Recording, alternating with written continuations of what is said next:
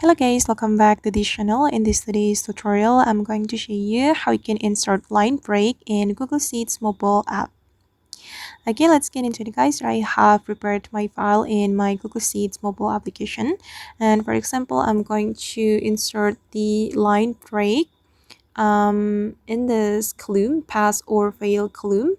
If we want to insert line break, we just need to tap and hold on it and then simply click on insert line break, and we will be able to type in another line just like this. Okay, and let's practice it one more time. I'm going to insert line break right here.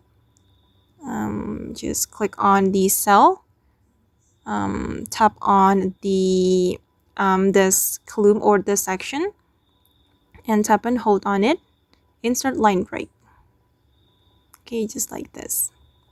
Alright guys, and that's all the way to insert line break in Google Sheets mobile app. I hope this tutorial will be useful for you. Thank you so much for watching and see you in the next video.